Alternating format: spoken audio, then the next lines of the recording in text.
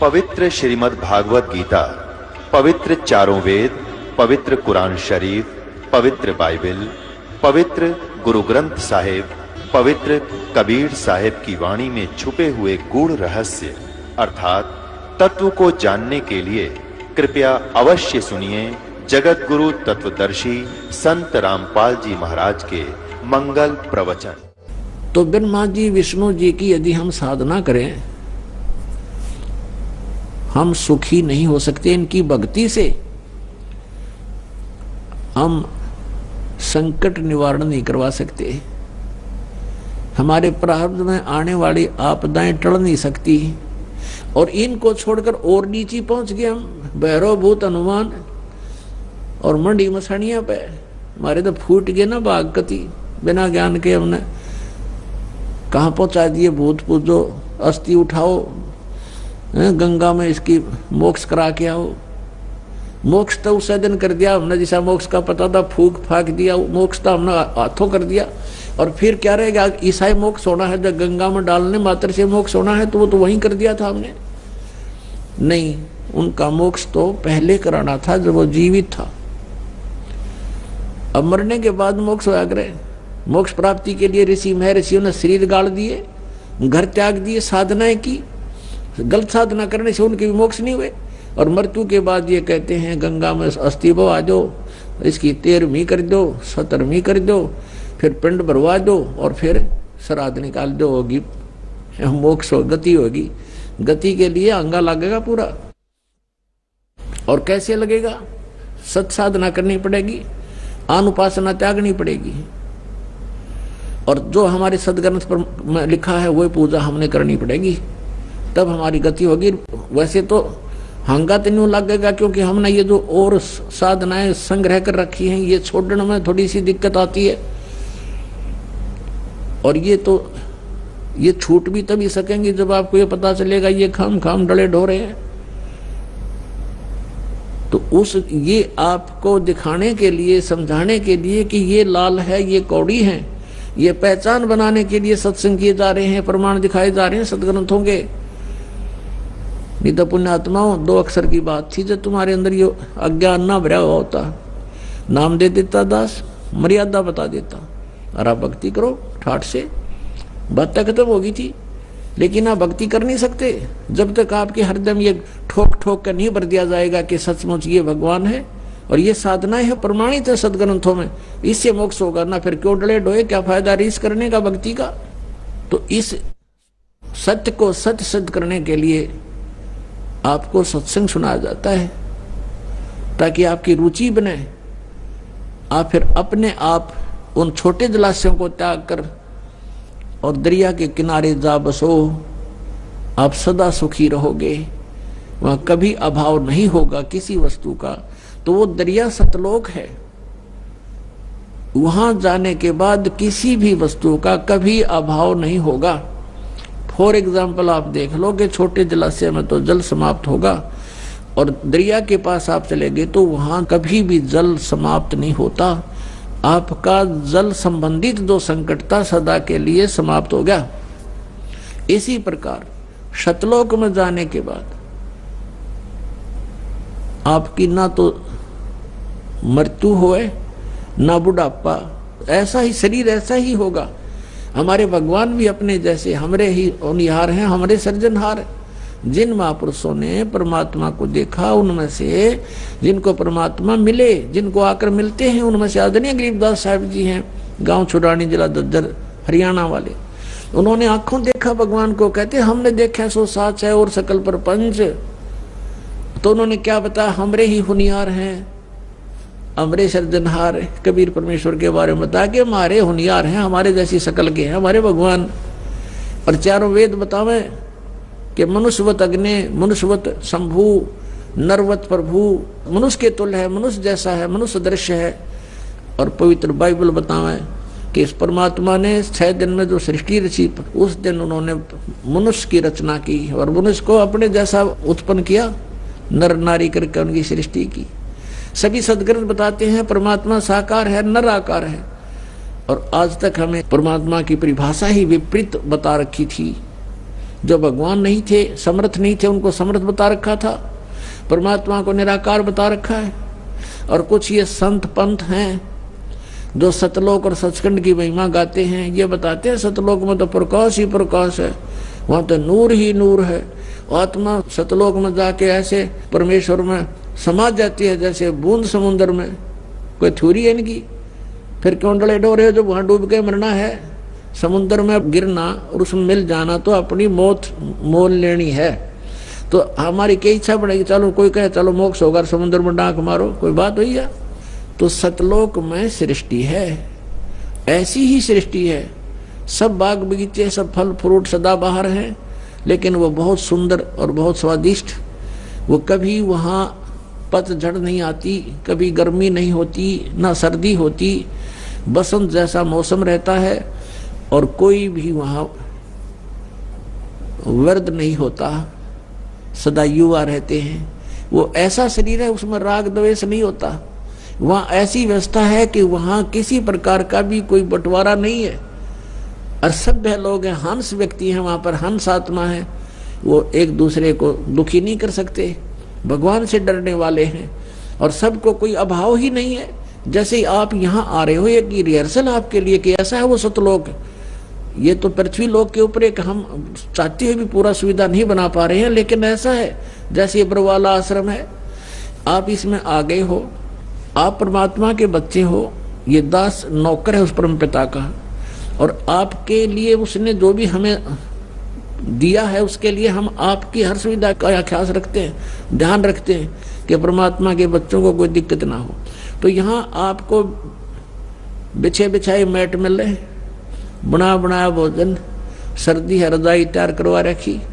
तो यहाँ आने के बाद अगर आप फिर भी कोई किसी बात पर बकवाद करते हो, तो यहाँ से क्यों बैठ गया, तूने ऐसा क्यों कर दिया, तो वहां से ऐसे उठा लाया, तो इस तरह की तो ये तुम्हारी अपनी नेचर है, जो तुम कहीं भी जालो उड़ाइए बकवाद करोगे ही करोगे। नहीं तो यहाँ कोई आपस में द्वेष करने का गुंजाइश नहीं है। एक जैसा सबको आहार मिलता है, एक जैसा बिछौना मिलता है, और फिर भी कोई कहता है वो फिर बकवाद अपनी है। मान ले आप अपना बेड लगा रखे है, आपका बिस्तर है, और किसी का अनजान अपने में पैर भी टिक गया, तो एक तेनों कहे प्राण मर ले, तूने क्या कर दिया, एक नो कहे भाई ध्यान से ध्यान करियो, देख थोड़े गंदे पैर थे, मेरा कप खराब हो गया, और वो भी नो कह दी गलती होगी। तो यहाँ एक तो ये तो हंस आत्मा होती हैं जो थोड़े बहुत कष्ट को भी सहन कर लें, दूसरे ने दुखी ना करें। तो जो सतलोक जाएंगे उनके अंदर ये नेचर पहले बनाया जाता है कि वो छोटी छोटी बातों में बकवाद करना छोड़ दें, एक दूसरे से प्यार रखें, एक दूसरे के दुख में दुखी हों, तो वही आत्मा वहां पहुंच पाती है। जिनमें राग द्वेष है, एटबट की बकवाद भरी है, वो वहां कैसे जाएगा? वहां तो हंस आत्माएं हैं, और फिर वो शरीर दूसरा होता है। यहाँ तो ऐसा है जैसे अच्छी आत्मा है कोई, और बहुत ही अच्छी नम्र आत्मा है। कभी कभी बीपी हाई हो जाए, वो भी गलत बोल जाता है, तो कर्म बिगड़ गए उसके। तो वहां ऐसा नहीं है, वहां शरीर बिल्कुल ऐसा है कि उसमें कोई भी किसी प्रकार का पुर्जा कभी डिफेक्टिव नहीं होता, और तेज पुंज से बना शरीर है। या तो 5 तत्वों से बना है, वह केवल एक प्रकाश तत्व से बना हुआ शरीर है। अपना आत्मा हमारे समझ में नहीं आती, क्योंकि हम परमात्मा की परिभाषा से बिल्कुल अपरिचित हैं। इब जैसे ये शरीर आपका जो कितना सुंदर है, और इस 5 तत्वों से बना है। ये 5 तत्व कौन कौन से है? मिट्टी, जल, वायु, अग्नि और आकाश। इसमें कितने दिखाई दे आपको? नहीं दिखता। और किस तरह उसी पदार्थ को किस तरह घुमा फिरा के शरीर बनवाया मालिक ने, उसका किस तरह उन सब को एकत्रित करके और किस तरह फैक्ट्री में डालकर कैसे बनवा दिया। माता पिता का सहयोग किया, उन्होंने खाना खाया, 5 तत्वों का है सारा बना हुआ, उससे फिर क्या मटेरियल बनाया, उससे फिर शरीर बनवा दिया। ऐसे ही वहां जाने के बाद जो शरीर वहां मिलेगा वो शुक्रम कायम है सनाविरम, और ऐसा ही भगवान का है शुक्रम कायम। शुक्र माने माता पिता के बीज से न बनी हुई वो काया नहीं है, वहां की उससे बनी हुई काया नहीं है, वो अकायम है, शुक्रम अकायम। ऐसा नावीरम, उसमें नाड़ी नुड़ी नहीं है, नाड़ी नहीं है तो ब्लड प्रेशर आप पे ना हुआ है। तो वहां हर तरह की सुविधा सुख है। वहां जाने के बाद फिर कोई राग द्वेष नहीं होता, और वहां फिर भी कोई बकवाद करता उसको फिर ये सजा है, फिर यहाँ पटकने पड़ते हैं। तो अब हम वहां जाने के बाद गलती नहीं कर सकते। जैसे कई भक्तों के मन में ये आ जाती है, नए नए जो आते हैं शंकाएं पैदा करते हैं कि यदि हम वहां चले गए जहां से हम आए हैं, और उनको ये भी मालूम हो गया कि हम क्यों आए हैं, क्योंकि वहां हमने भगवान से आस्था उठा के एक इस काल में लगा ली थी, तो हम इसके साथ आ गए। तो वो कहते हैं कि यदि हमारे वहां जाने के बाद फिर यह समस्या होगी, हमसे कोई गलती होगी, तो हम फिर वापस आ जाएंगे। बिल्कुल आ जाओगे, लेकिन वहां जाने के बाद आप फिर गलती कर नहीं सकते। क्यों नहीं कर सकते? क्योंकि आप यहाँ के कष्टों से परिचित रहोगे। अब जैसे कोई व्यक्ति जा रहा है कि रास्ते में, और आगे उसने देखा कि उस रास्ते में तो बहुत भयंकर गड्ढे हैं, जंगल है, वन है, और वहां चोर उचक्के लोग रहते हैं, सभ्य व्यक्ति नहीं है, और किसी कारण से गलती से उस रास्ते कभी चला गया, उसने वो भी कष्ट उठाने पड़े, वो गड्ढों में से भी गाड़ी निकाली, आगे चोर उचक्के मिल गए, उनको पीटा भी, उनका धन भी लूट लिया, सभ्य व्यवहार भी नहीं किया। क्या वो व्यक्ति उस रास्ते फिर जा सकते? भूलकर सपने में भी ना जा सकते। तो हम वहां जाने के बाद ऐसा समझ जाएंगे कि वहां कैसे लोग हैं और कैसा लोग है वो, हम सपने में भी ना हो यहाँ पर, और वहां गलती होगी ही नहीं, क्योंकि हम परिचित हो गए किन गलतियों के कारण हमने ये सजा मिली। तो प्रसंग चल रहा है कि हम सतलोक में जाएंगे जब हमें उस परम अक्षर ब्रह्म रूपी दरिया का पता लग जाएगा, तो यहां कोई नहीं रहेगा। फिर एक समस्या और आती है, जो तत्व ज्ञानहीन व्यक्ति है वो कहते हैं, जैसे हमारे भक्त पहले दास के साथ भी ऐसे बीता समझाया करते थे, किसी को, अपने मित्र को, रिश्तेदार को समझाने की चेष्टा करते थे, तो वो ये प्रश्न करते थे कि एक बात बता, यदि हम सभी यहाँ से चले गए सतलोक में, तो पृथ्वी पर कौन रहेगा? हम बताओ, इतनी बुद्धि फेट हो रही है, ये पृथ्वी ने फूकेंगे हम?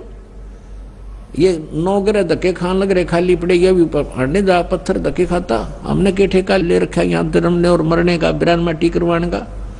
जिनकी वृत्ति ही ऐसी है तो उसको तत्व ज्ञान तक पहुंचाने में समय लगता है। उस परमात्मा तक इसकी बुद्धि उठाने में कितना करेन भी फेल हो जाए, करेन भी ऐसी बुद्धि गाड़ दी जमीन में काल ने हमारी। तो इस गड़ी हुई बुद्धि को गड्ढे में डाल रखी, इस बुद्धि को अज्ञान के कारण, अब इसको ऊपर उठाना, तो इतना दास का प्रयत्न हो रहा है, इस सदग्रंथ समझाना, तत्व ज्ञान से परिचित करवाना। जब जाके ये थोड़ा सा ऊपर को उछने लगती है, इतनी कंडम करके डाल रखी है न ज्ञानी ऋषि में, ऋषियों ने बट्ठा बैठा रखा है इस मानव का। परमात्मा स्वयं आते हैं, इनके अज्ञान के कारण हम उनको पहचान नहीं पाते हैं, और जिस कारण से आज तक हम भटक रहे हैं। यहाँ कोई प्राणी सुखी नहीं है। सुखी है तो बता दो मुझे, आज कोई पृथ्वी पर हो तो। और आज सुखी है तो कल बिजली गिर जा। जैसे राजा महाराज राज्य देखे, मंत्री, मुख्यमंत्री, प्रधानमंत्री एक में और खत्म हो जाते हैं, सारे सुख मान ले उनके पास थे, संसार जिनको सुख मानता है वैसे तो सुखी नहीं होते। फिर भी हम जिस सुख को सुख मान रहे हैं वो सुख भी ना रहा उनके पास, तो यहाँ कौन सुखी हो सकता है और कौन रह सकता है? तो ऐसे लोक में हम रह रहे हैं। तो हमें पता ही नहीं था अभी तक हमने के को और भी कहीं स्थान है।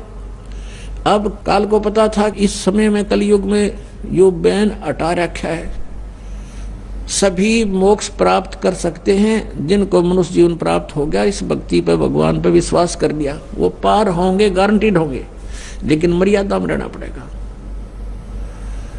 तो उससे पहले काल ने ये नकलीपन चलवा दिए। ये धन धन सतगुरु राधा स्वामी और यो जय गुरुदेव निरंकारी, इनमें लाखों करोड़ों व्यक्तियों को गुमराह करवा दिया। इनको कह का नहीं पता भक्ति और भगवान का। और ये बाल योगेश्वर पंथ और सतपाल का धनसा देश जिसने कहे, ये सब काल प्रेरित है, इनको किसी को ज्ञान नहीं है। और यदि इनको कोई शंका आओ मैदान में करो चर्चा हमारे साथ। अध्यात्मिक ज्ञान चर्चा हमने शुरू कर रखी है, छुपते फिर रहे हैं, मना कर देते हैं, नहीं हम नहीं करेंगे, वो तो निंदा करता है। तुम कर लो मेरी निंदा, तुम भी करो, और मैं सच्चाई बताऊं, तुम निंदा करो, आओ फैसला होगा। अभी तो कहने का भाव ये है कि कहने मात्र से नहीं कि मैं उनको ये कह रहा हूं उनको ज्ञान नहीं है, प्रमाण दूंगा 20-20 और जनता को आप पता लग जाएगा कौन ज्ञानी और कौन अज्ञानी है। लेकिन ये कब तक सामने ना होंगे तो ना हो, जनता को हम समझा देंगे, जनता पे उनको छोड़कर अपने आप आ जाएगी। तो लाल की पहचान बड़े जलाशय की प्राप्ति करवाना दास का उद्देश्य है।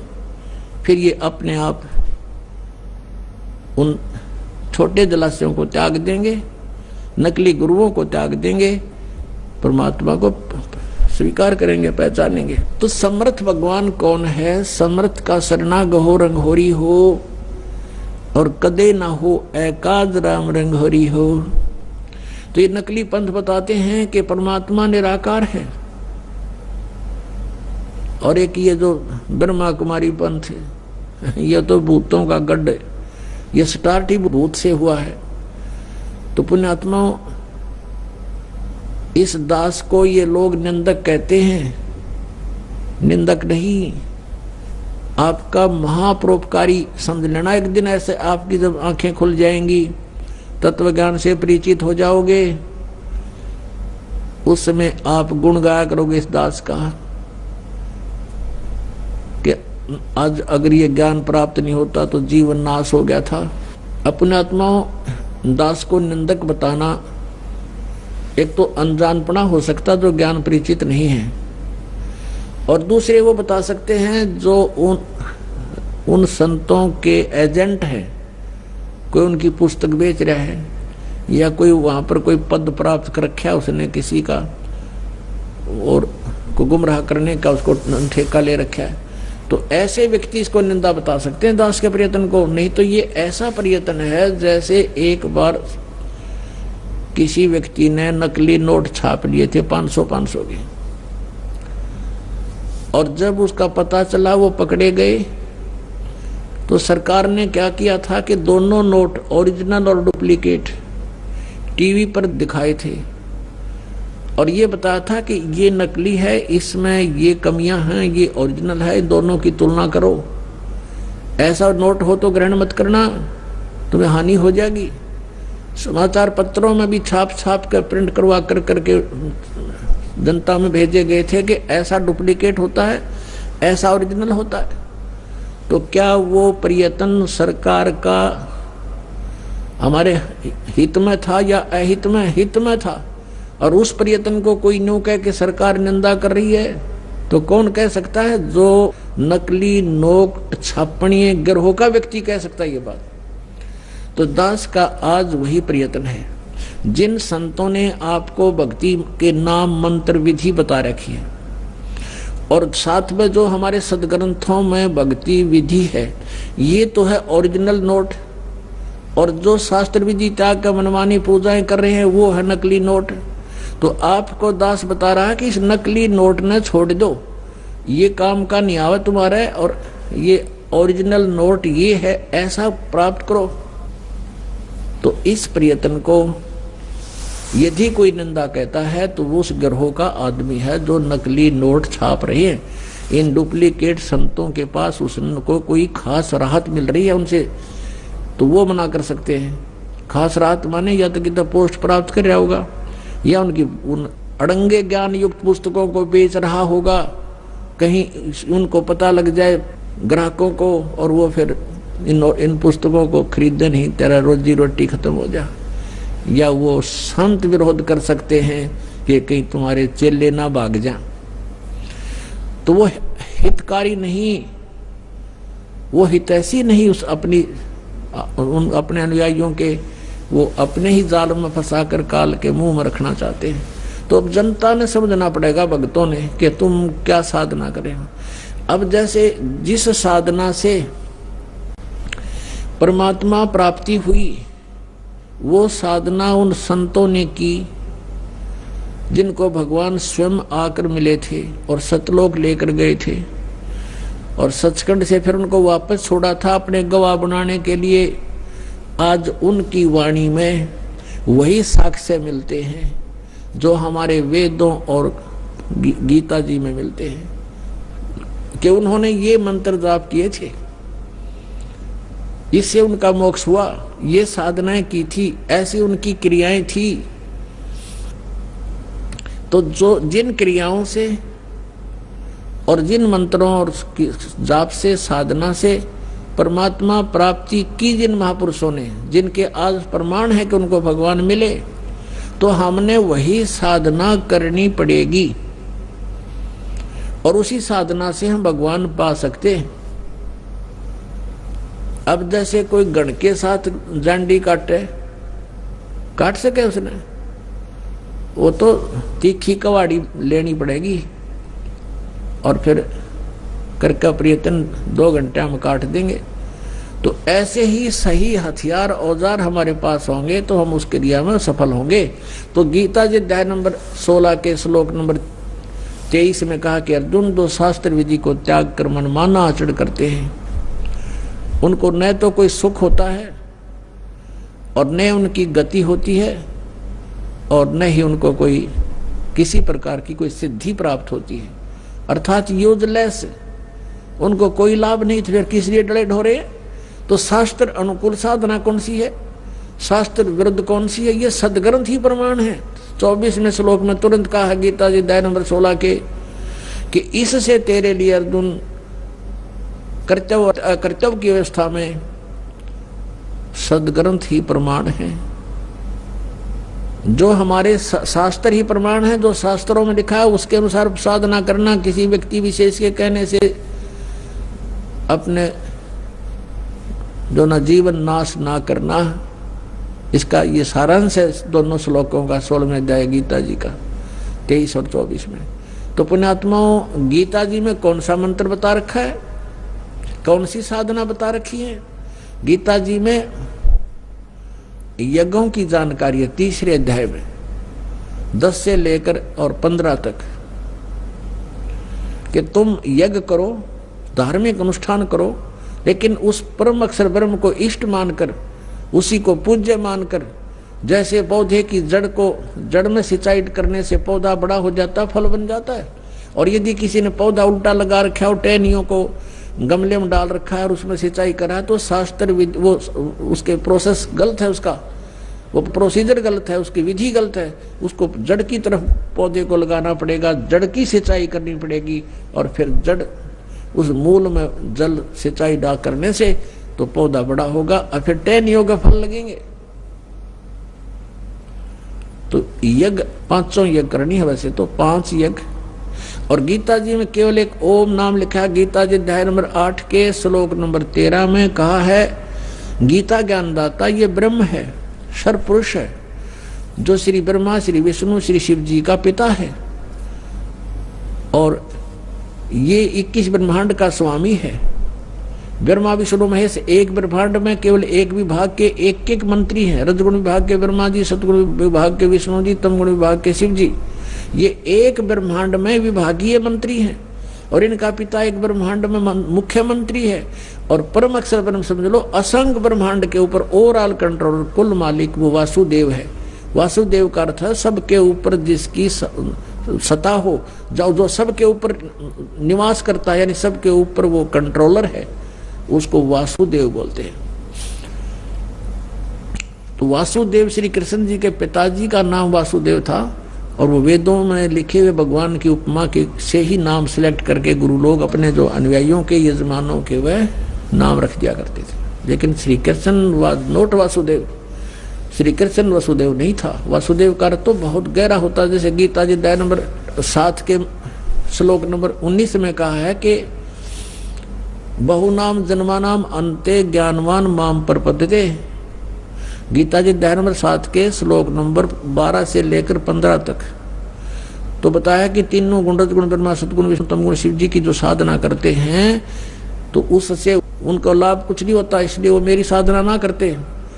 गीता जी उसमें लिखा कि तीनों गुणों के द्वारा, रजगुण, ब्रह्मा, सतगुण, विष्णु, तमगुण, शिव जी के रूपी त्रिगुण माया के द्वारा जिनका ज्ञान हरा जा चुका है, वो राक्षस स्वभाव को धारण किए हुए मनुष्यों में नीच दूषित कर्म करने वाले मूर्ख मुझे नहीं बचते। गीता ज्ञानदाता कह रहा है। अपनी साधना बताता है 7वें अध्याय के 16, 17 और 18 में 3 श्लोकों में कि मेरे भी 4 प्रकार के मेरी साधना करते हैं। अर्थार्थी, आरत, जिज्ञासु और ज्ञानी, इनमें से ज्ञानी मुझे पसंद है क्योंकि इसने समझ लिया भगवान पाने के लिए हमने केवल सत साधना करनी होगी और मनुष्य जीवन केवल परमात्मा प्राप्ति के लिए ही प्राप्त हुआ है। इस उद्देश्य से उन्होंने अन्य देवताओं की पूजा त्याग दी। उन ज्ञानी आत्माओं ने वो ब्रह्म साधना कर रहे हैं, वो मुझे अच्छे लगते हैं, लेकिन वो भी मेरे वाली अनुत्तम गति में श्रेष्ठ रहे क्योंकि उनको तत्वदर्शी संत नहीं मिला। उनको वासुदेव का पता नहीं चला। वासुदेव कौन है? वो समर्थ शक्ति कौन है? समर्थ का शरणा गहो रंगोरी हो, कदे ना हो अकाज राम रंगोरी हो। श्रीमद् भगवद गीता अध्याय नंबर 18 के श्लोक नंबर 62 में कहा है कि अर्जुन तू सर्वभाव से उस परमेश्वर की शरण में जा, उसकी कृपा से ही तू परम शांति को और सनातन परम धाम को प्राप्त होगा।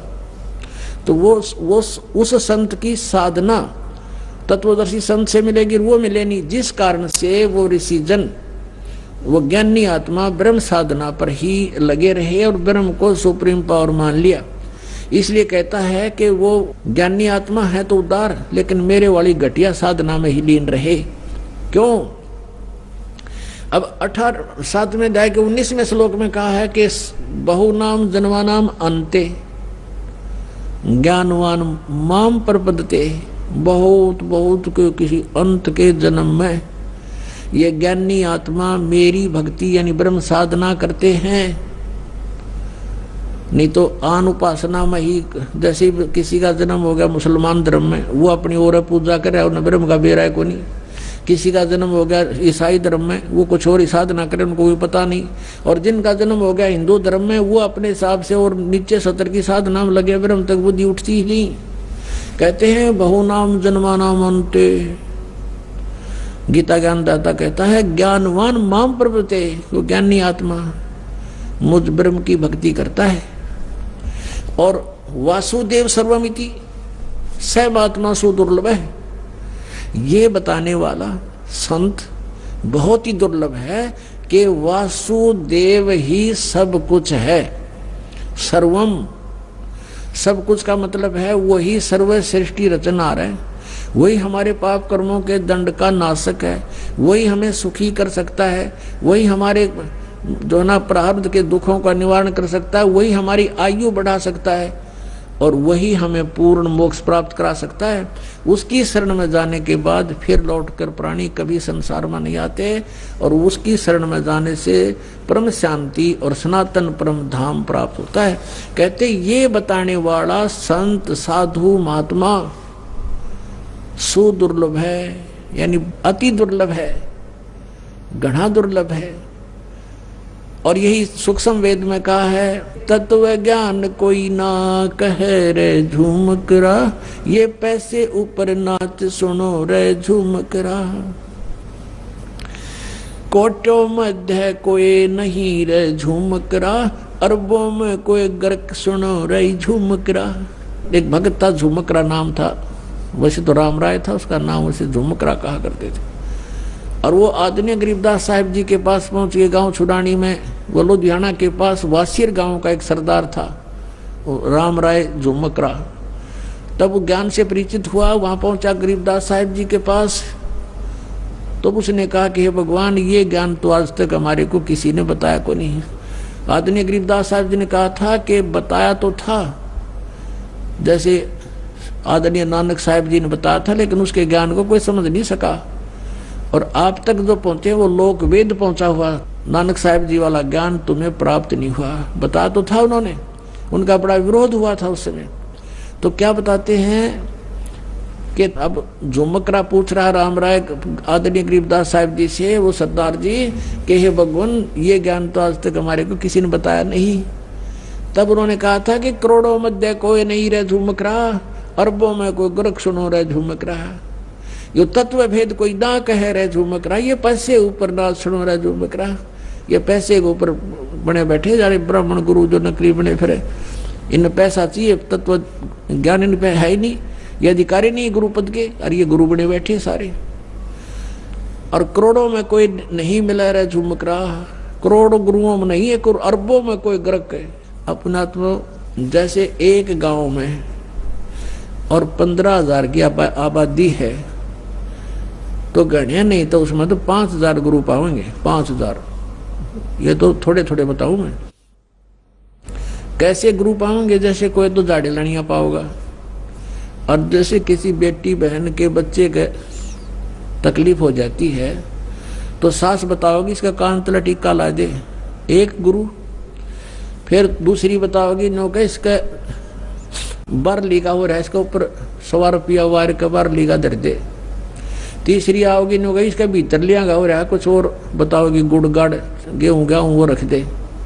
और चौथी आओगी इसका चौराहे वाली का हो रहा है वो धर दे हैं। और कितने ले जाएंगे वो का माथा टिकवा लिया वहाँ, कोई कहेगा वहाँ जोड़ मनवा लिया इसने। यानी एक ऐसे ऐसे 5000 गुरु पाएंगे उस पूरे गांव में। अभी हिसाब ला लो कितनी जनसंख्या है भारत इस पूरे विश्व की। कहते करोड़ों में नहीं पावा था ना ये सत्य ज्ञान बताने वाला, बाकी ये नकली गुरु हैं जो लाखों ने भ्रमित करे, इनके पास भी तत्व ज्ञान नहीं। तो कहते कोटों में दे कोई नहीं रे झूमकरा, अरबों में कोई गर्क सुनो रे झूमकरा। अरबों में, उसमें अरबों में गर्क गरीबदास जी थे, आदरणीय गरीबदास साहब जी, उसकी कोई सुना नहीं था। अरबों यानी पूरे विश्व में एक है। तो अरबों में आज इस दास के ऊपर कृपा है, इस परमपिता परमेश्वर कबीर भगवान की। इस पृथ्वी पर इस दास के अतिरिक्त तत्व ज्ञान से परिचित नहीं है। उनके पास ये गर्क का अर्थ होता है यानी सब तरह से कंप्लीट।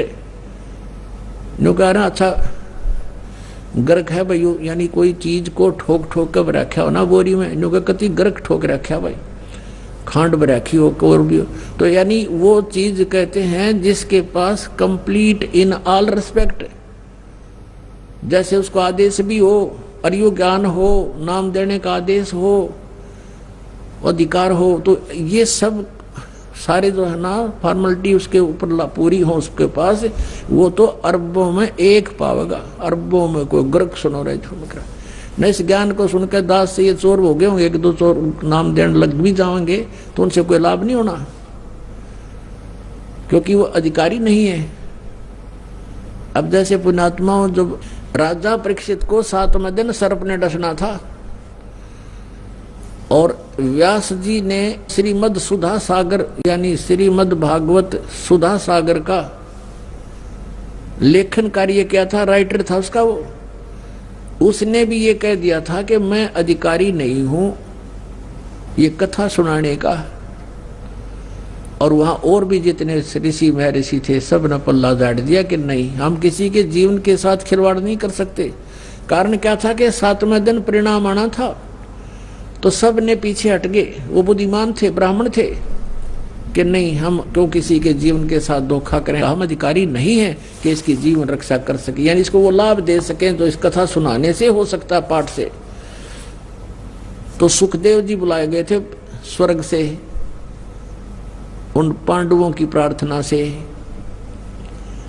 पांडवों ने अपने पुण्य दिए, क्योंकि वहां तो सिक्के पुण्य के चले हैं स्वर्गलोक में, स्वर्गलोक में से उसके आने और जाने का विमान का खर्चा उन पुण्यों का वहां से प्राप्त हुआ था उसको पांडवों से।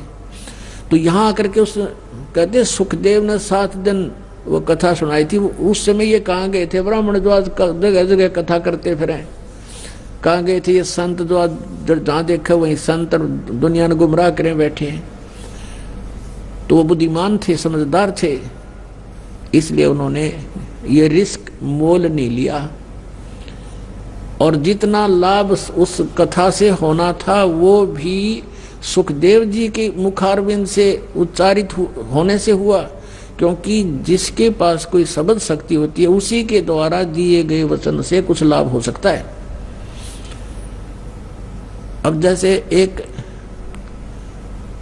कोई कार्य हो रहा था सड़क का, सड़क बना रहे थे, तो वहां एक आम व्यक्ति जाकर कहता है कि तुम ऐसा कर दो, वो नहीं कर रहे थे और अधिकारी के पास उन्होंने प्रार्थना की, अधिकारी ने आते कहा कि तुम ऐसा कर दो, तो उस अधिकारी के कहते उन वर्करों ने वैसे ही कर दिया, क्योंकि अधिकारी के वचन में शक्ति थी और उनके वचन में शक्ति नहीं। तो ऐसे ही परमात्मा से जो कनेक्टेड है, सरकार का जो व्यक्ति हो गया यानी जो उसका नौकर है, उससे ही आगे काम हो सकते हैं, आम व्यक्ति के कहने तो वो कार्य नहीं हो सकते, इतना समझ लेना। तो तो इस प्रकार हम अब जो कथा करते पढ़ते हैं, तो गरीबदास साहब ने कहा था ये पैसे ऊपर नाच सुनो रहा जो मकरा, इन्हें कथा से कोई लेना देना नहीं, पैसे चाहिए इनको। एक बार एक गांव में एक मनीराम नाम का ब्राह्मण कथा करे था, और पैसे के लालच में 7 दिन की छोड़ उन्हें 30 दिन का रख दिया। 30 दिन कथा करूंगा भागवत की, रोजाना 1-1, 2-2 घंटा ऐसा शुरू कर दिया। उसने सोचा रोज के 2-4 रुपया होंगे तो भी 100-125 रुपये महीने में तेरे को मिलेंगे। अब क्या हुआ कि 30वें दिन, जिस दिन उसका कथा का भोग पड़ना था, उसने भोग का ढिंडोरा पिटवा दिया, आवाज लगा दी। उस दिन उसी गांव के कुछ व्यक्ति शरारती टाइप से कि भाई आज कथा का भोग लगेगा और इस ब्राह्मण के घने पैसे आवेंगे। उन्होंने क्या किया कि उसी दिन एक डांसर मंगा ली दिल्ली से, और चंपाकली नाम था उसका। वो डांसर का उसी दिन प्रोग्राम रखवा दिया जिस दिन वह भोग पड़ना था, सुबह सुबह। अब सारे गांव के वहां इकट्ठे हो गए। पंडित जी का तो 30 दिन में 30 रुपये आए, और उस चंपाकली का आगे 500 रुपये 2 घंटे में। अब वो पंडित जी ठाक 29 रुपया ने और चल पड़ा मायूस सा होकर। कहाँ पहुंच गए? आदरणीय गरीबदास साहिब जी गांव छुड़ानी, जिला झज्जर, उसके रास्ते में पड़ा था। तो उसने देखा, सुना था कि वहां गरीबदास नाम के कोई संत रहते हैं। वैसे गरीबदास जी किसान थे, वैसे अलग से कोई आडंबर करके वो गुरु पद पर नहीं रहा करते। सिंपल धोती कुर्ता जो यहाँ का लिबास था, पोशाक थी, उसी में रहा करते थे। उन्हें पता करके वहां पहुंच गए जहां 5-7 भगत बैठे थे, आदरणीय गरीबदास साहिब जी के शिष्य, और वो पंडित जी भी पहुंच गया। प्रणाम हुआ, बैठने का आसन दे दिया, बैठ गया और पूछा, क्योंकि वेशभूषा पंडित की नारी होया करती। गरीबदास जी ने कहा, पंडित जी ठीक कुशल हो? पंडित जी का माथा ठनक रहा, त्योड़ी पड़ रही। कहने लगे, महाराज क्या ठीक है, आग लगी पड़ी है, हाहाकार मच गई है, और दुनिया का तो नाश जाएगा, ये हो गया और वो हो गया। अब काफी उलाने सुलाने दे रहा था, तो शिष्य बैठे थे, वो कहने लगे गरीबदास साहिब जी से कि महाराज जी, पंडित जी को क्या तकलीफ है, कुछ बता भी नहीं पा रहा है ये।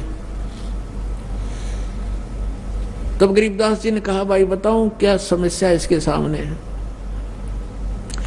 फूटी ज्ञान विवेक की, अंधा है जगदीश, और भाई चंपाकली का 500 और मनीराम को 30, यो रोड़ा पड़ रहा है इसके जी ने।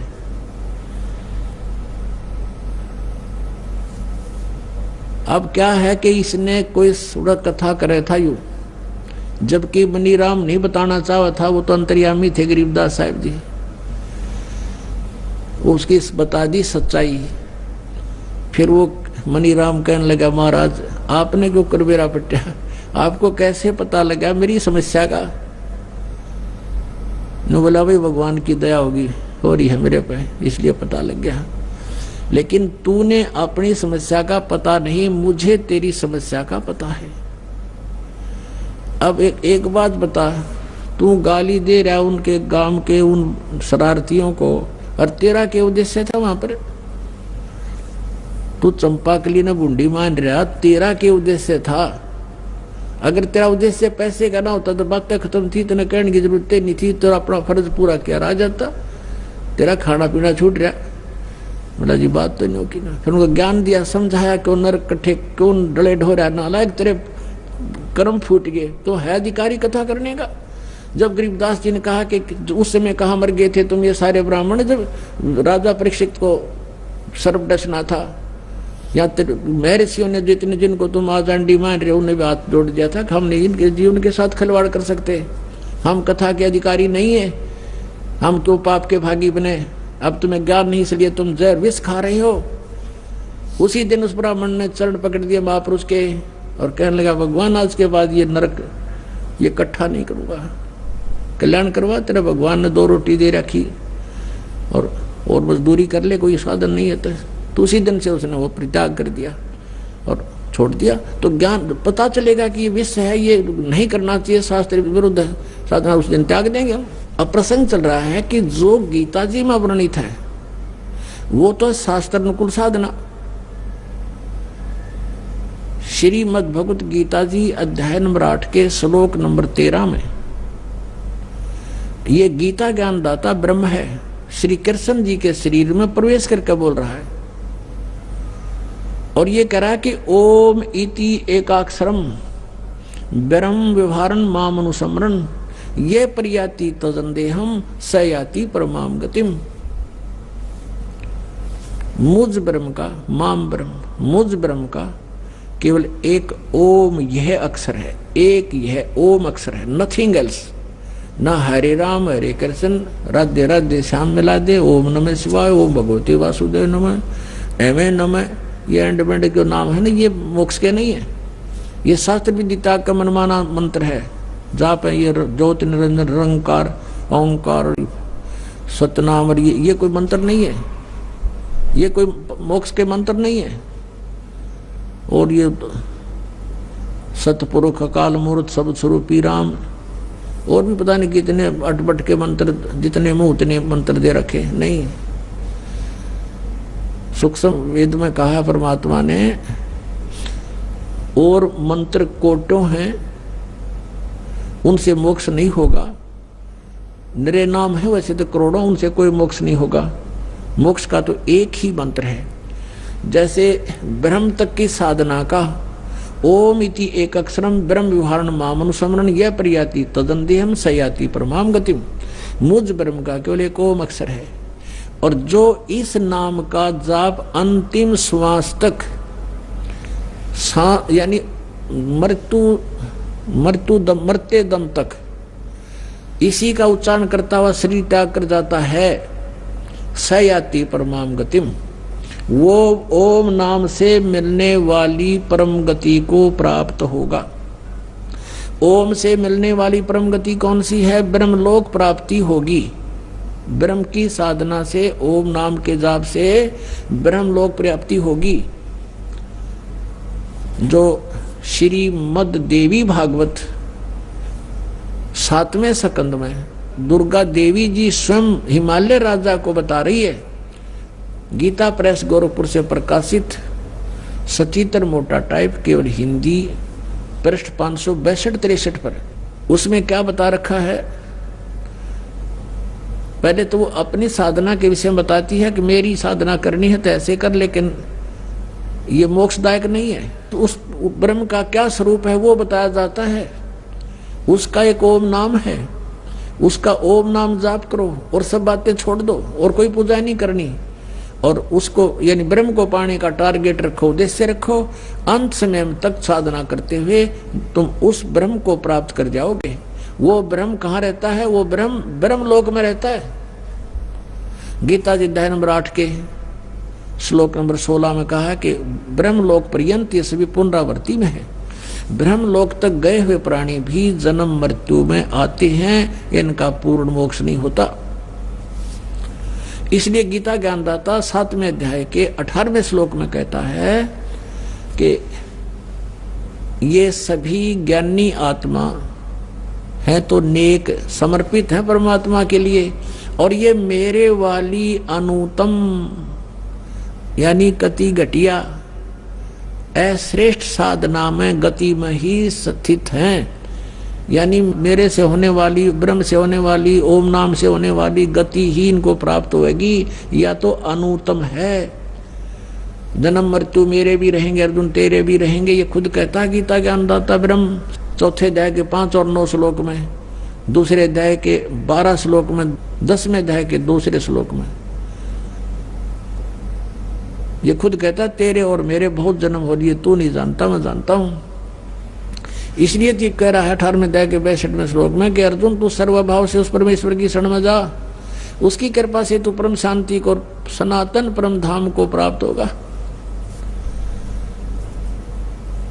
और 15वें अध्याय के 3-4 श्लोक में बताया है कि उसके पश्चात यानी तत्वदर्शी संत मिल जावे, उस तत्व ज्ञान रूपी शस्त्र से इस अज्ञान को काट कर यानी इसको समझ कर उसके पश्चात परमेश्वर के उस परम पद की खोज करनी चाहिए, जहां जाने के बाद साधक फिर लौटकर कभी संसार में नहीं आते, उनका पूर्ण मोक्ष हो जाता है। अपने आत्मा में प्रसंग चल रहा है कि ओम नाम बताया है 8वें अध्याय के 13वें श्लोक में गीता के अंदर आता है ना, अपनी साधना का, और उससे क्या उपलब्धि होगी? ब्रह्म प्राप्ति। अब 7वें अध्याय के 18वें में तो अपनी साधना को अनुत्तम यानी अपनी गति को अनुत्तम बता दिया कि ओम से होने वाली गति परम गति भी अनुत्तम, क्योंकि ब्रह्म लोक में गए, ब्रह्म लोक में जाने के बाद फिर जन्म मृत्यु, इसलिए कहा वो भी व्यर्थ है, अनुत्तम है। अरे अनुवादकर्ताओं ने लिख रखा है वो अति श्रेष्ठ है, इन्हें डिक्शनरी बदलवा दी, हाँ, शब्दों के अर्थ कर रखे। जैसे किसी जगह अंग्रेजी में बैड लिख रखा है, वो बैड, बैड माने खराब, और बैड का अर्थ कोई गुड लिखे, कितना बुद्धिमान है वो समझा नहीं वो सेंटेंस क्या बताना चाहता है, उसको समझ नहीं सकने से उसने उसको अनर्थ कर दिया। ऐसे ही गीता के इस तत्व ज्ञान को ना समझने से गीता के अर्थों का अनर्थ कर डाला इन लोगों ने। वर्तमाने जाना होता है, इन्होंने आना कर दिया 18वें अध्याय में 66वें श्लोक में। आइए अब हम उन श्रद्धालुओं के अनुभव जानते हैं जो जगत गुरु तत्वदर्शी संत रामपाल जी महाराज जी से दीक्षा प्राप्त कर चुके हैं तथा उनके द्वारा बताए गए भक्ति मार्ग पर चल रहे हैं। नमस्कार सर। नमस्कार जी। सर क्या नाम है आपका? मेरा नाम विकेश जाम्ब है जी, मैं लुधियाना से हूँ और एडवोकेट हूँ लुधियाना डिस्ट्रिक्ट कोर्ट लुधियाना में। सर संत रामपाल जी महाराज से आपने नाम दीक्षा कब ली? मैंने संत रामपाल जी से नाम दीक्षा 25 दिसंबर 2016 को ली है जी। सर संत रामपाल जी महाराज से नाम दीक्षा लेने से पहले क्या आप कोई भक्ति साधना करते थे? संत रामपाल जी से नाम दीक्षा लेने के पहले मैं कई भक्ति करता था जी। सबसे पहले मैं ये बताऊंगा कि मैं हनुमान जी का परम भगत था जी। तो मैं हर मंगलवार को हनुमान जी के मंदिर में भी जाया करता था और बाकी दिन मैं रूटीन में मंदिर के आगे भी गुजरता था तो हाथ जोड़ के निकल जाता था, लेकिन मंगलवार वाले दिन मैं हनुमान चालीसा का उच्चारण भी करता था, पढ़ता भी था और जितना वक्त मंदिर में मुझे लग सकता था मैं उतना बिताता था वहां पे। तो सर आप हनुमान जी के परम भक्त थे, जो आप हनुमान जी की भक्ति करते थे उससे आपको क्या क्या लाभ हुए? जब मैं लुधियाना में आया था 19 सितंबर 2001 को जी, तो उसके बाद मैं यहाँ पे आने के बाद जब मेरा धीरे धीरे थोड़ा सा काम चलने लग गया तो मैं बहुत ज्यादा शराब पीने लग गया जी, बहुत ज्यादा। तो सर ऐसा था कि शराब पीते पीते कई बार क्या होता था कि रात को जैसे 12 भी बज जाते थे, तो एक्सेस विस्की की वजह से फिर कुछ होश वोश नहीं रहता था और मैं घर से यहाँ से निकल गए और फिर मतलब पूरी पूरी रात में घर नहीं लौटता था। फिर नेक्स्ट डे मेरे को कोर्ट भी जाना होता था, तो बड़ी हालात बड़े अजीब से थे। मैं कोर्ट भी जाता था, क्या करता कि मुझे काम भी करना है और मुझे अपने आप से घृणा होने लगी थी कि मैं ये क्या कर रहा हूँ, मैं क्यों इतनी पी रहा हूँ। मुझे ये पता था कि मैं जो कर रहा हूँ मैं गलत कर रहा हूँ, लेकिन मुझे कोई भी ऐसी चीज आज तक नहीं मिली थी कि जिसकी वजह से मैं इसको छोड़ूं। मैं सोच रहा था कि इसको छोड़ूं तो कैसे छोड़ूं, तो बहुत कोशिश की मैंने। इवन कई बार घर पे भी बात होती थी तो जो हमारे नियर्स एंड डियर्स हैं वो भी मेरे को कहा करते थे कि हम तेरी सब बातें मानने को तैयार हैं, लेकिन अगर तू ये विस्की छोड़ दे तो हमारा जो घर है ये ठीक हो सकता है। तो मतलब घर की हालत इतनी दयनीय थी, मैं घर नहीं लौटता था, मेरे हालात खराब होते थे, मैं रात को परेशान भी होता था और कभी कभी ऐसे हालात होते थे कि क्लैश जिसको हम बोलते हैं, मतलब मैं क्या आपको बताऊं कि हालात जो थे बद से बदतर थे और मैं बहुत खुद परेशान था। लेकिन बहुत कोशिशों के बावजूद भी मैं अपनी विस्की को नहीं छोड़ पा रहा था। इसके अलावा और भी कई व्यसन थे जो मैं किया करता था और भी बहुत सी गलतियां थी जो मैं किया करता था, लेकिन मैं उनसे उभर नहीं पा रहा था, उनको छोड़ नहीं पा रहा था। बहुत देर से मैं तड़पता था।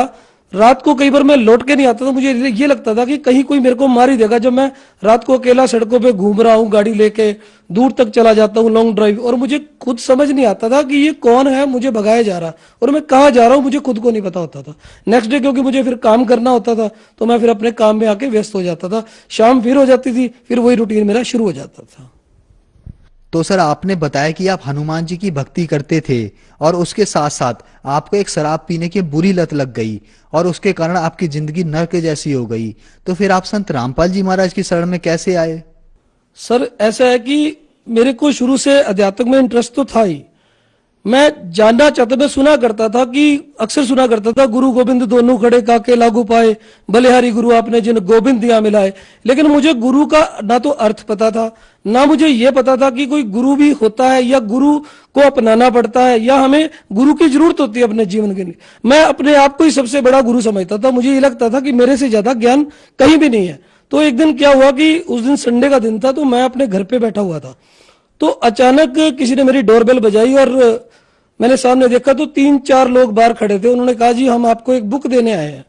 तो मैंने कहा जी मुझे तो ये बुक नहीं लेना। तो उन्होंने बोला कि ये बहुत बड़ा ज्ञान है, आप इस ज्ञान को एक बार पढ़ो, हम आपसे रिक्वेस्ट कर रहे हैं। तो मुझे ये लगा कि ऐसी हजारों किताबें इस दुनिया में चल रही हैं और मेरे पास तो अपनी लॉ की इतनी बुक्स हैं, मैं वो नहीं पढ़ पाता, तो ये किताब मैं कैसे पढ़ पाऊंगा। तो वो भी क्योंकि लॉ की बुक्स तो हमें मजबूरी में पढ़नी पड़ती है क्योंकि हमें अपना काम भी चलाना है, ठीक है ना। तो मेरे ख्याल में मैं भी उसी तरह दुनिया की तरह काम करे जा रहा था। तो जब उन्होंने बार बार मुझे कहा कि ये बुक आप एक बार लेके देखो, आप इसको पढ़ के देखो, ये 20 रुपए की ज्ञान गंगा है, तो मैंने कहा जी मेरे को ये बुक नहीं चाहिए, मेरे को आप ज्यादा ज्ञान मत दो, मेरे पास बहुत बड़ा ज्ञान है। आप कभी मेरे पास कोर्ट में आओ, मैं आपको बताता हूँ ज्ञान क्या होता है, क्योंकि मेरे पास तो भरा पड़ा था अंदर से ज्ञान, और ज्ञान भी कौन सा, जो अज्ञान था। तो जब मैंने वो बुक एक बार उनसे ले ली, वो बुक लेने के बाद मैंने रूटीन में उसको अपने सामने, मेरे टीवी रखा होता था, एलसीडी लगा हुआ था, तो वहां रख दी उसके नीचे उसकी ड्रॉज में। तो उसके बाद सर ऐसा हुआ कि कई दिन तक तो वो बुक पड़ी रही। अब मेरे हालात ये हो गए थे कि मैं एक तरफ तो वो बुक को देखता रहता था और दूसरा मैं अपनी ड्रिंक करता रहता था। शाम को 7 बजने के बाद मैं अपना ड्रिंक करना शुरू कर देता था। एक दिन ड्रिंक करते करते मैंने वो बुक उठा ली, उसको थोड़ा सा पढ़ा और उसके बाद फिर वापस रख दी। On the very next day मैंने वो बुक 4 बजे फिर उठा ली और मैंने उसको पढ़ना शुरू किया। वो बुक पढ़ते पढ़ते मेरे को 10:30 बज गए और बुक पढ़ते पढ़ते मेरी आंखों से आंसू निकलने लग गए। और इतने में मेरी जो वाइफ है वो मेरे पास आई कि मेरा छोटा नाम विक्की है, तो मेरे को कहती विक्की आज आप ड्रिंक नहीं करोगे। तो मैंने कहा चल यार ड्रिंक लेके आ, छोड़ इसको। तो मैंने वो बुक रख दी, उसके बाद फिर मैं अपना ड्रिंक करने लग गया। अब धीरे धीरे हालात ऐसे बन गए कि एक तरफ तो संत रामपाल जी का सत्संग चल रहा होता था टीवी पे, साधना टीवी पे आता है 7:30 पे, और दूसरा मैं उस बुक को पढ़ रहा होता था, तीसरा मैं साथ में ड्रिंक कर रहा होता था। तो मैं ये सोचा करता था भी इनको मैं देखा तो बहुत पहले से करता हूं अक्सर टीवी पे, लेकिन मुझे समझ नहीं आ रहा था कि, क्योंकि मेरे मन में एक विचार बना हुआ था कि जो संत होते हैं उनके भगवे चोले होते हैं, बड़ी बड़ी दाढ़ी होती है, उनकी बड़ी बड़ी जटाएं होती है, जो एक शुरू से मेरे मन में विचार बना हुआ था। तो मैंने देखा कि ये संत कैसे हैं जो बिल्कुल संत लगते ही नहीं है, एकदम सिंपल है, सिंपल वेशभूषा में है। तो फिर मैंने धीरे धीरे जब इनका ज्ञान सुनना शुरू किया और फिर वो ज्ञान गंगा जब मेरे अंदर वो ज्ञान समाना शुरू हुआ, तो धीरे धीरे मुझे ये करते करते 1 महीना बीत गया और मैं संत रामपाल जी के सत्संग सुनने लग गया। वो सत्संग सुनते सुनते मुझे ये लगने लग गया कि ये विस्की जो मेरी अब ये ज्यादा देर टिकने वाली नहीं है, ये छूट जाएगी। तो मैं अक्सर अपनी वाइफ को कहा करता था कि मैंने इसको अब छोड़ देना, अब मैं पी नहीं पाऊंगा। मुझे ये लगता है कि जो ज्ञान मैंने पढ़ लिया इससे ऊपर, इस विश्व में 21 ब्राह्मण में इससे ऊपर ज्ञान नहीं है, और मेरी आंखें खुलती जा रही हैं। और मैंने फिर अपनी वाइफ को बोला कि अब मैं इसको छोड़ दूंगा, तो वो हंसने लग गई। और मेरे परिवार के जो जितने भी सदस्य थे, मेरे 2 बेटे हैं, तो वो भी मेरे पे हंसने लगे कि नहीं पापा ये हो नहीं सकता, आप इसको नहीं छोड़ पाओगे, आपकी इतनी लोगों से जान पहचान है, पार्टी है, आप रात भर लेट आते हो, लोगों से मिलते हो, पार्टियों में भी चले जाते हो, तो आप कैसे छोड़ोगे। तो ये बात है कि 2 दिसंबर 2016 उस दिन शुक्रवार का दिन था जी। तो मैंने जो लास्ट बोतल मेरे पास पड़ी थी मैंने इसको खत्म किया। और उस दिन मेरे को याद है कि उस दिन मैंने अपने बेटे को जोर से आवाज लगाई कि क्रिश तू मेरे साथ बाहर चल, मैंने आज के बाद विस्की नहीं पीनी।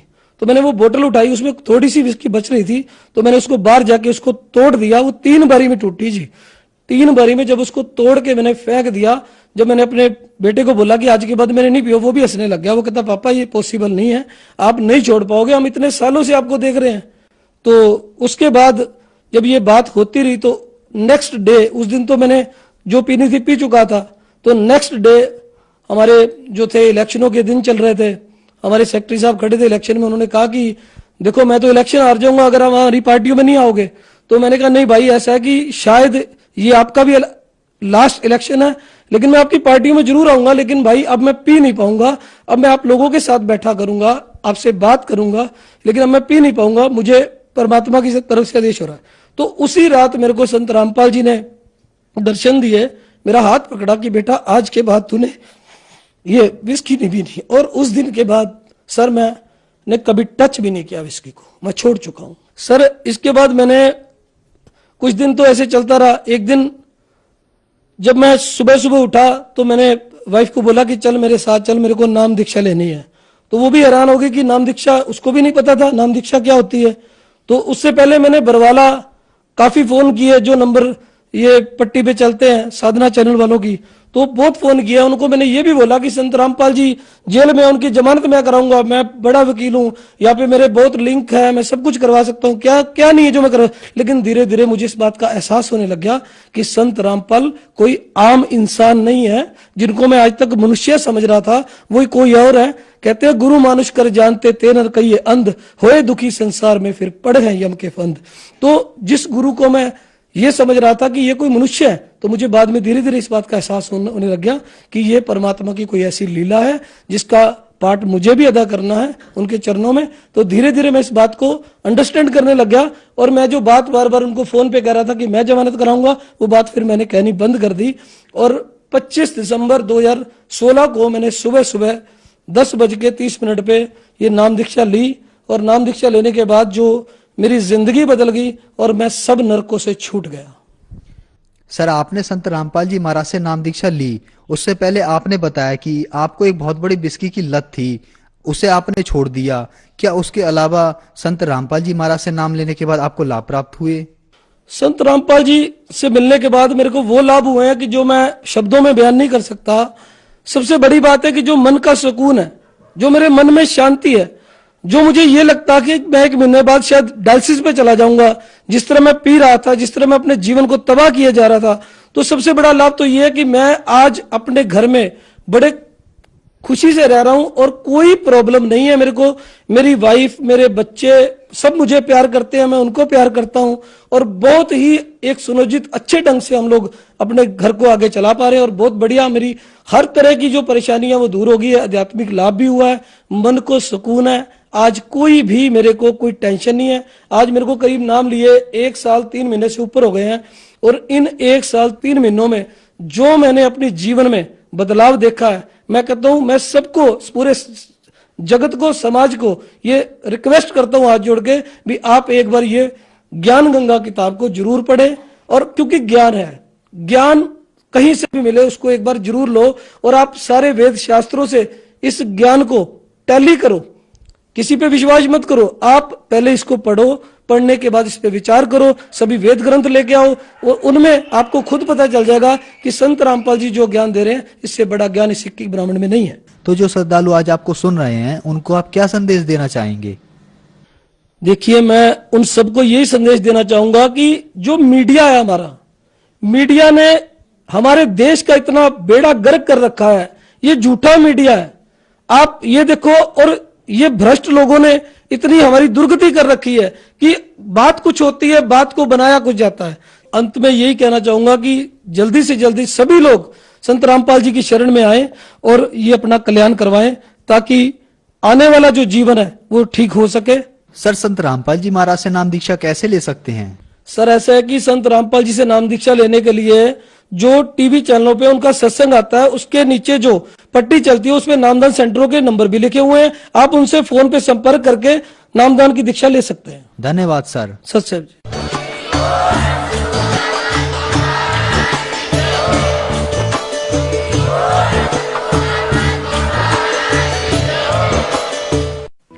आप सुन रहे थे जगत गुरु तत्वदर्शी संत रामपाल जी महाराज के मंगल प्रवचन।